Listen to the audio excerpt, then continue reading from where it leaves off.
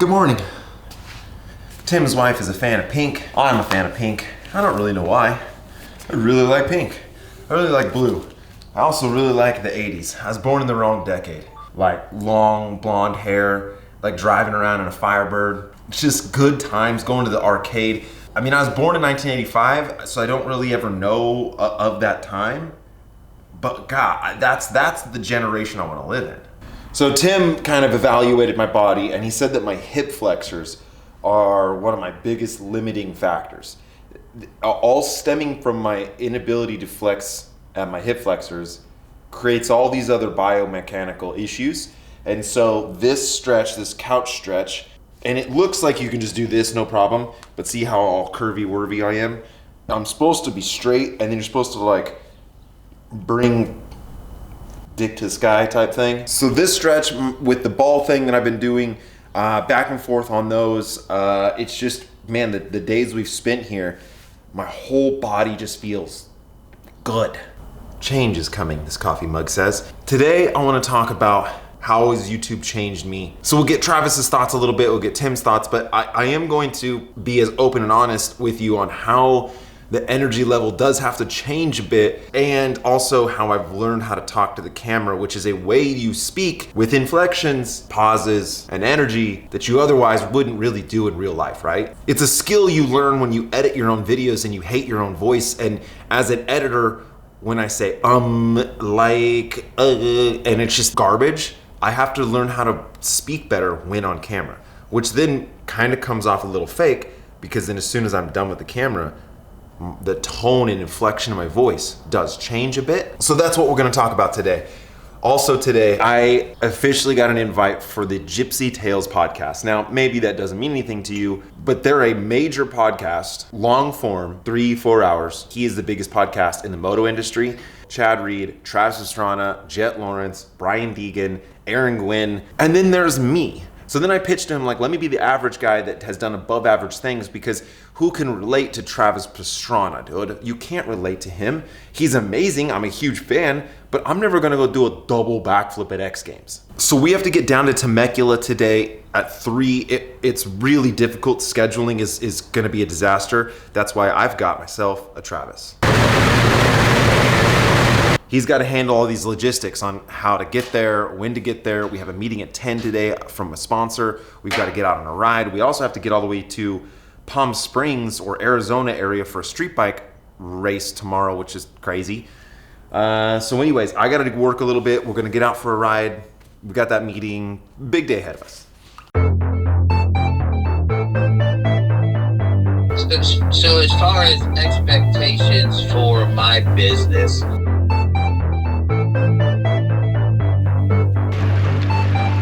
all right, that was a super fake sip. You know, that's always a popular thing to say, oh bro, you've changed. Change has no direction. You could change in any way. I care more about growth, with this change with intention towards who you need to become.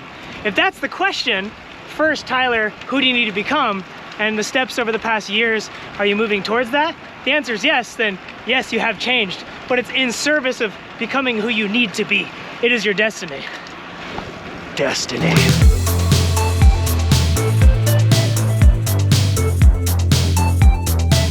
So change has so many aspects. You know, I've got 17 different lives. Am I changing as a father, as a husband, as a content creator, as a businessman, as a human, as a athlete? And so, like, let's just take nutrition for an example. The rest of your life could be an absolute decline, but maybe you're getting your diet together, and that can feel great. Good habits breed good habits. If you do one good thing in your life, it's easier to start doing others, but you got to get one thing under control at a time.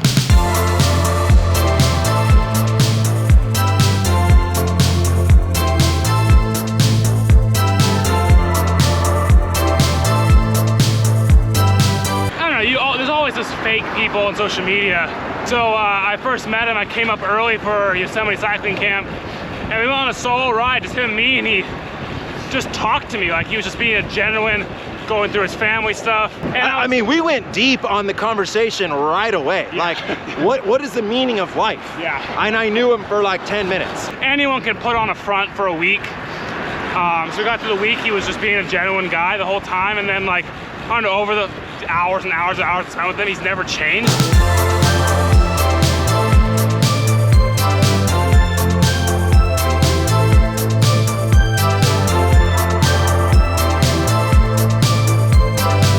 Okay, so I've known Tim since 2019, where I had a knee injury and I honestly thought I'll never ride bikes again.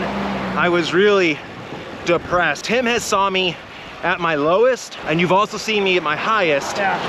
And you've seen that wave several times. So when I first met you, I didn't really know who you were. I knew you did YouTube and stuff, and everyone's curious and it's like, was this like all you do? Like, you do other things? And then you opened up your life and showed like how much you're a family man, and you balance work and life, and you always prioritize like nature and relationships. And so that's inspired me. But the biggest one, especially professionally, is I remember I met you at the time, you were unsure whether or not you should like kind of quote go all in on doing social media and YouTube and content creation and be Vegan Cyclist as a brand. And we talked about it for a long time, and I've seen you take action towards that, and it's been amazing to watch your growth. It inspires me and gives me permission to do the same. Okay, so back when I did jiu-jitsu, I would do these seminars. It cost a lot of money. I didn't have a lot of money at the time, and I wanted to learn as much as I could. At a certain point, I felt like I had sucked up all the information and knowledge that I could get. But one of my coaches at the time had told me that instead of trying to take in the whole seminar, find just one little arrow for your quiver. And it could be something so small. It could be a hand position, you know, way you move your hips. It doesn't even have to be a move. It can just be an idea. And when I learned that mindset trick, I was able to then start pulling out useful information from all situations. And when Tim came up and rode with me for the first time, Tim was very open about that he had no idea what he was doing, but that he was trying to be better. And so I was able to take this little nugget of knowledge just from his behavior, right? His work ethic. And so it was weird because we both like partnered together to become better versions of ourselves. This dude just blew past us. Do I have your permission to go play bikes? You've done your chores, carry on. Yeah.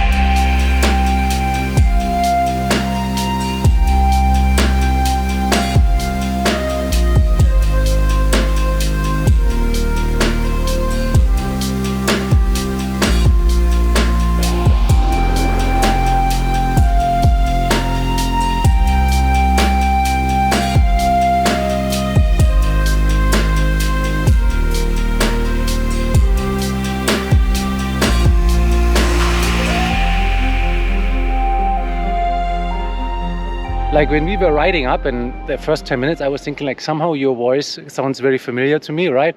Then I looked at you, I would say this was like why I then asked you, hey, did you do some movies, right? So I would basically really say you are pretty much like you are in your movies. Today I would say you did not suffer so much like on your movies, so it was more like a fun ride, I felt. This is what's so awesome about cycling, man, is like he blew by us, and then I jumped on his wheel and I asked him like, can we play bikes? And we just had a ripping time. I really enjoyed this ride, man. Thank you so much. Really good. Have a good day. Yeah, you too, man. I try to never assume anyone knows who I am. Look at these lights. I think that's the most ultimate douchey thing you could ever do, where I would roll up and just like assume this guy knows who I am. And so I never say anything. I just act like we're meeting for the first time, because we are. That to me is how I try to make sure I never change for the worse. So when Tim was talking about change doesn't always necessarily give you a direction. You can change for the worse, you can change for the better.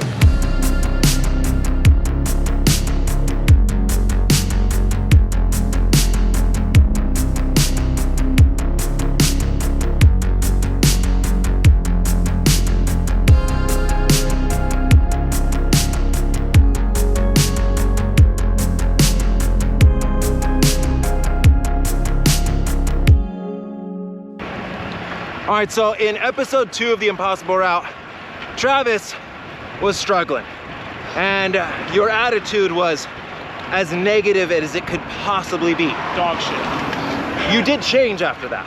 Yes, and after we had a talk, you were not stoked with me. And I think it opened my eyes up like, wow, I was actually being super negative. and not fun to bring along because I was such in a bad split headspace myself, and I was putting it on the other guys, and it wasn't fair or right at all. But how did I approach you? I didn't yell at you. No, you didn't yell at me. We had like a legit conversation. We had a man-to-man conversation, like, dude, like, I know you're better than this, so like just you, like, go back to where it used to be, or like I know you can be, and it just clicked in my head that I can be more positive and enjoy things rather than be so negative and unhappy. And so what was really neat about that experience was that I saw how annoying it was to deal with someone who was negative, and I saw in myself a lot of traits that I didn't like. And so not only did I have an open conversation with Travis about like, hey, here's what you're doing. I don't really know how to fix it for you, but I think that you could be better. And then I self-reflected on like, I think I'm kind of negative sometimes. And it honestly changed my perspective on my attitude. And so both Travis and I grew as people together. So I changed myself for the better because I saw something negative. I saw something I didn't like in someone else. How you deliver the message is more important than the actual message. So let's relate that to food, right? If I cooked you the most amazing meal ever, highest quality ingredients, I spent all this time, love, and then when I brought it to you, I frisbeed the plate into your face and kicked you in the stomach. How great is that meal now?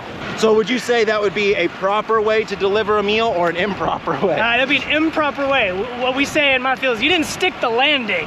So when I brought it up to Travis at Virginia, I gave some empathy. I said, I understand why you're like this. I gave some context into how I do things that I don't like as well. I also gave an example on how I've changed my life. So I laid out this meal to him in a way that was digestible. And by doing that, he wasn't so defensive. This is why I never preach the plant-based diet. I don't tell you that you're a terrible person because it's just not the way to deliver that message.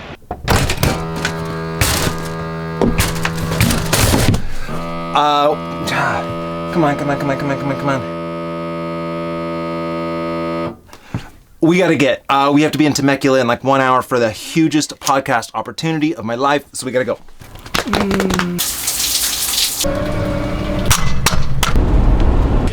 I'm so wildly nervous, dude. It's not even funny. What a setup, dude. Like, this is the crazy, like, how futuristic is this shit? I can't believe the people that have sat in this chair, and then I'm here. That's gnarly, right? I mean, and so then he was just riding around and enjoying it, and then I kind of started making my videos of him. But as an average person, you don't think you can. And you're at like 10,000 feet of elevation, and now you have to go another 4,000 feet. To get good at riding, to enjoy riding, you kind of have to ride a lot, like cycling. We rode Mount Baldy, we went up to the top of this mountain, right? Like, I can't control the whole process, but I can control the start of it. You can press the button and then see what happens. Dude, it's cool. Sweet. Thank you so much. Yeah, no worries. Good meeting you guys. I think you killed it. I think it was really good. I mean, I was so worried that I was gonna have to be like, hey man, we gotta cut, like I'm passing out or something. Like, I don't know why I thought I was gonna like forget how to talk. 4-hour podcast, you watch some of these long form podcasts and the 4 hours just seem whatever. But being there and talking and trying to hold a conversation that's interesting for 4 hours is actually way harder than you think it is. Crazy opportunity. I really, really enjoyed that. And I don't know when it will be up. Probably not this month. I'm not sure. I don't know. Also don't really know how it's going to be received. But who cares? Who just talked right there was me. That's how I would talk to anyone, anywhere. And so, like I said in the podcast, actually I'm just going to be myself, and for better or for worse, whatever, that's it. I got to finish this video though. Oh.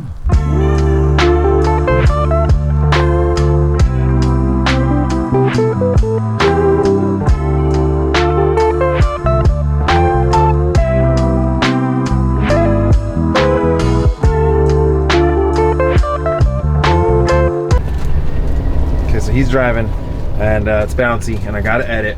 And so I'm really afraid that my $7,000 computer is gonna go freaking flying through the window. So I got some bungees. Dude, what? Well, I mean, if it flies off the table, I don't know, man. That's some MacGyver shit. I guess what have you seen living with me and the family that has not made a video? He's very similar. Like, we're working downstairs, and I'm like, dude, where the hell is he? Like, we're doing something. I go up there, and he's legit he's playing with his daughter. And, like, we're supposed to be working, but that's what's more important at the time. And to me, I was like, bro, what are you doing? But in, like, the hindsight, that is way more important in the big picture than, like, doing emails or whatever you're doing that day. There's always ups and downs because you always catch Kristin or the kids at, like, 11 o'clock at night trying to go to bed after a long day of, like, Kristin's doing a shit ton of work, getting the kids up to school, pick them up. It's 11 o'clock at night. She's tired. She gets up at 6 somehow after not sleeping at all. And, like, Kristin is the absolute hero of my life. I don't like that I'm constantly thinking about how the video is going to come out. And so then what happens, and this might segue into like a fake thing, is that when I'm not making a video, I kind of just want to ride and be by myself and just enjoy the ride itself. And so then maybe ask a question, maybe like if I rode with someone, maybe, oh my God, why do I say maybe 1,000 times? I'm exhausted. I'm going to finish this edit. I'm going to go to bed. Tomorrow's a street bike race day. It's going to be awesome. I hope you enjoyed this one. And as always, vegan cyclist. YUUUT!